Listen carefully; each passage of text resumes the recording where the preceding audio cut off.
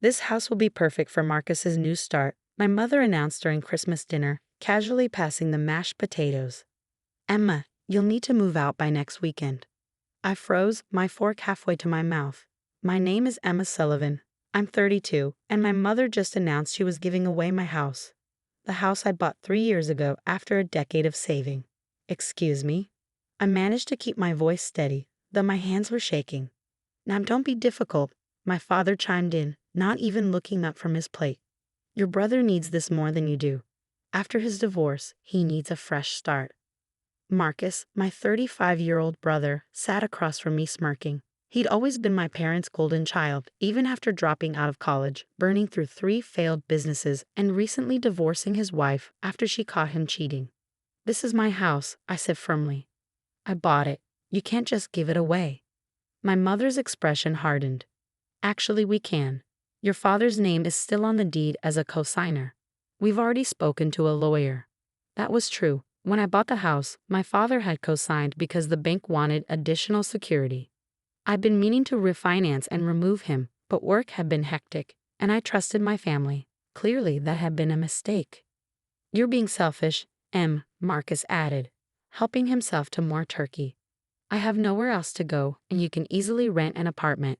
It's not like you have a family to worry about. The casual cruelty of his words stung.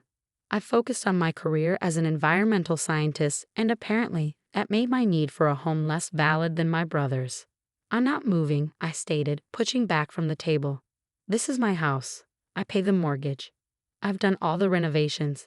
You can't just. We can and we will, my father interrupted. Sometimes family has to make sacrifices. Marcus needs this opportunity. I looked around the table at my family, my mother's self-righteous expression, my father's dismissive gesture, Marcus's smug smile. They'd probably planned this for weeks, waiting until Christmas dinner to announce it, thinking the holiday spirit would make me more compliant. I have work to do, I said, standing up. We can discuss this later. I walked to my home office, the one room in the house that was completely mine. The walls were lined with my research papers, environmental impact studies, and the awards I'd earned over the years. My family had never shown much interest in my work, but these achievements meant everything to me. I heard footsteps behind me and turned to find my mother in the doorway, her face flushed with anger. You're being ridiculous, she snapped. Your brother needs a fresh start, and you're acting like a spoiled child. I'm acting like a homeowner, I corrected her. This is my house, Mom. I worked for this. Work? She laughed bitterly, playing with dirt samples and writing reports about trees. Marcus has real problems, real needs. Before I could respond, she moved to my desk and swept her arm across it, sending my papers flying. If you won't be reasonable, she continued pulling books from the shelves, then maybe you need some motivation. I watched in horror as she systematically destroyed my office, throwing files to the floor, knocking over my awards, tearing research papers. I didn't try to stop her. Something inside me had gone very cold and very calm. There, she said finally, standing amid the chaos she created. Now you can see how serious we are. Start packing, Emma. Marcus moves in next weekend. She stormed out, leaving me alone in the wreckage of my office. I heard Marcus laugh from the dining room, heard my father telling him they'd help him move his things in soon. I pulled out my phone and made 2 calls. The first was to my lawyer, Diana Martinez, who'd helped me with environmental contracts in the past. The second was to someone I hadn't spoken to in 5 years, my grandfather's old friend, Mr. Sullivan, who happened to be the county records keeper. Emma, Diana's voice was warm but concerned. It's Christmas. What's wrong? I need you to check something for me, I said, my voice steady. Remember those property documents we filed last summer? The ones my family doesn't know about. Of course, she replied. Would this have anything to do with the private recording we submitted?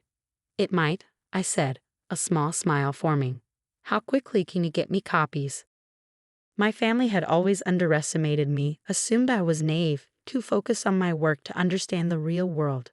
They didn't know that I'd seen this coming months ago, when Marcus's divorce was finalized and he started making comments about my big empty house.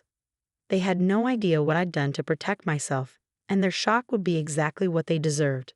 The week following Christmas dinner was tense. My parents and Marcus showed up daily, bringing boxes and measuring furniture, acting as if my refusal to leave was just a minor inconvenience they could ignore. Each day, they became more aggressive in their attempts to push me out. We've already enrolled Marcus's kids in the local school, my mother announced, barging in uninvited on Tuesday morning. They're excited about their new rooms. I didn't respond, just continued sorting through the mess she'd made of my office. I carefully documented everything she'd destroyed, photographing each torn paper, each broken award. Diana had been very interested in those photos. On Wednesday, Marcus brought a moving truck. Just thought I'd get a head start, he smirked, trying to unlock my front door with a key my parents must have given him. It didn't work. I changed the locks the day after Christmas. Trespassing now? I asked calmly, watching him from my porch swing. That should be interesting to explain. He flushed red but tried to maintain his confidence. Mom and Dad said. Mom and Dad don't own this house. I cut him off. You might want to wait before spending money on moving trucks. Thursday brought my father, wielding guilt like a weapon. Your brother's children need stability, he insisted. After the divorce, they need a proper home. You deny your own niece and nephew. Marcus should have thought about stability before cheating on Sarah. I replied, not looking up from my laptop where I was finishing an environmental impact report. His poor choices aren't my responsibility. My father slammed his hand on my desk. This isn't a request, Emma. We've given you plenty of time to be reasonable. Either start packing, or we'll pack for you. I finally looked up at him. Is that a threat, Dad? It's a promise, he growled. This house is partly mine, and I'm giving it to your brother. End of discussion. I returned to my work, ignoring his continued threats. Diana had assured me everything was in place. We just needed them to make one more mistake. We didn't have to wait long. On Friday morning, I returned from a meeting to find my mother and Marcus in my house, boxes scattered everywhere.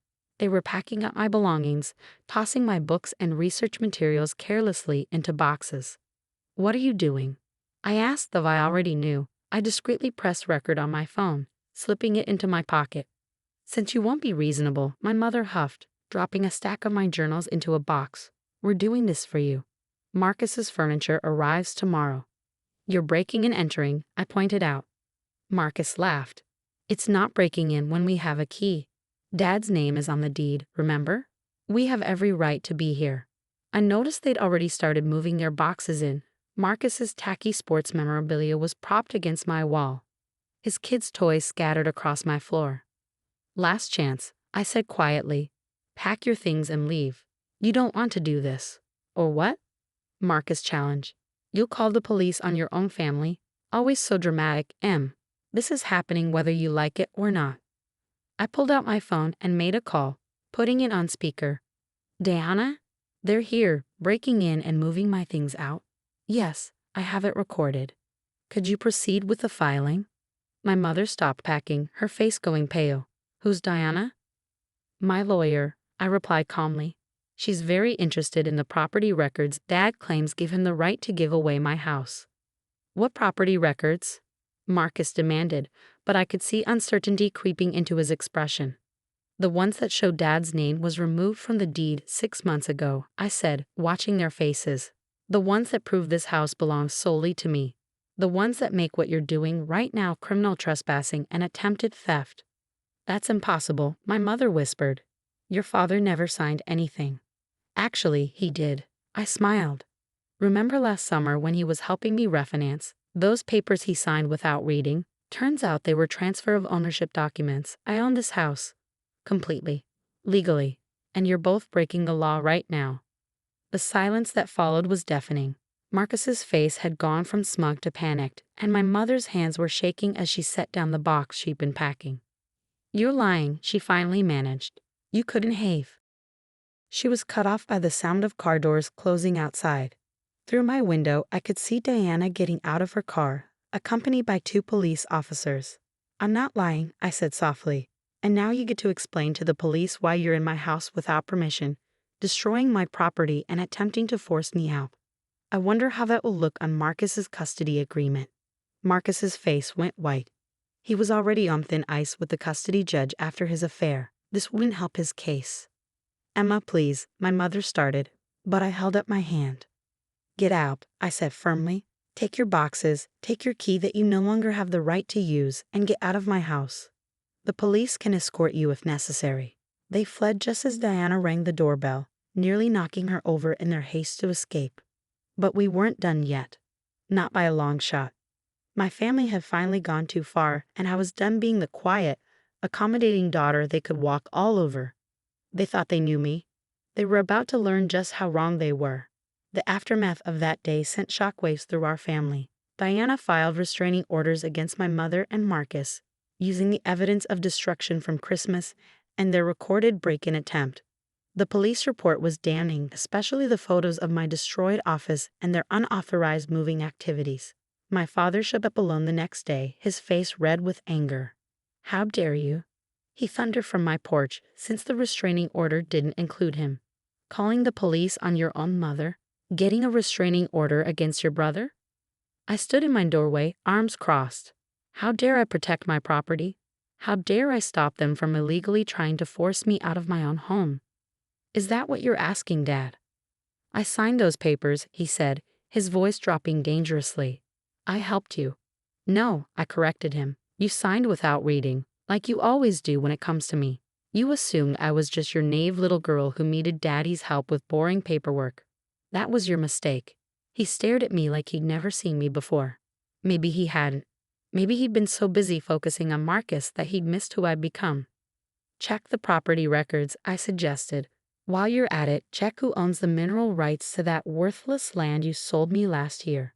His face went pale. Last year, he'd sold me a piece of land he considered useless, thinking he was doing me a favor letting me play scientist with my environmental studies.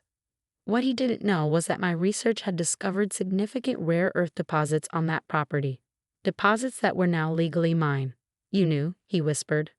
"I'm not just playing with dirt samples, Dad," I said, echoing my mother's cruel words. "I'm a respected environmental scientist. Those stupid reports about trees you all mock, they've made me more successful than you know." The truth hit him hard. All these years, they'd dismissed my work, my achievements, my capability. They'd seen me as the reliable daughter they could push around, the one who would sacrifice everything for family. "The restraining orders stay," I continued. "And if any of you try to enter my property again, I'll press charges. Family doesn't steal from family." He left without another word, but I knew this wasn't over.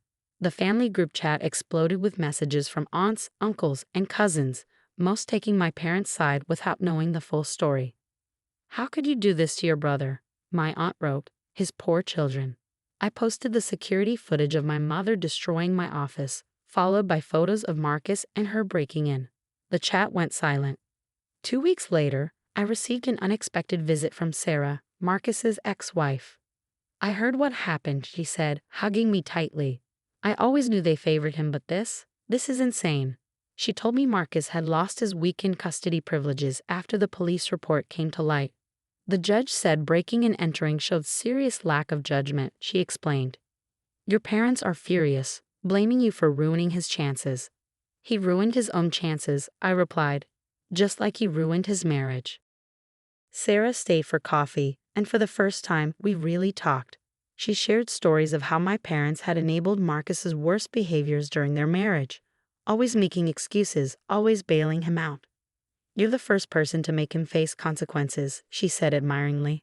A month after the incident, I received a letter from my mother.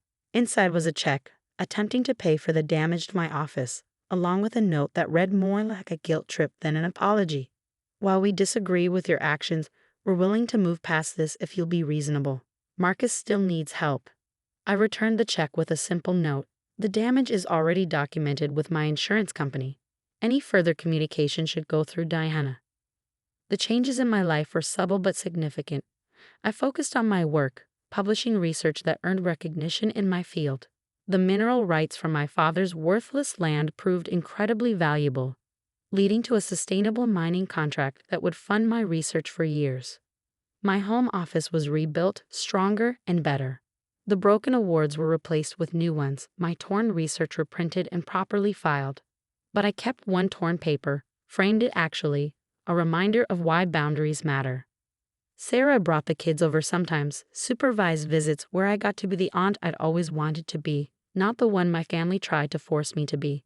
They loved exploring my research lab, asking questions about rocks and plants that their father had always dismissed as boring. My parents and Marcus eventually moved away, unable to face the community after their actions became known. I heard through family gossip that Marcus was living in my parents' basement, still waiting for his fresh start. As for me, I finally had peace in my own home, on my own terms. Sometimes setting boundaries means being called difficult. Sometimes being called difficult means you're finally doing something right. The house that my family tried to steal became more than just a home. It became a symbol of standing up for myself, of refusing to be manipulated or bullied, even by those who should have supported me most. And those property records, they still hang framed in my office, right next to my latest research award, a daily reminder that sometimes the quiet ones, the ones dismissed and underestimated, turn out to be the strongest of all.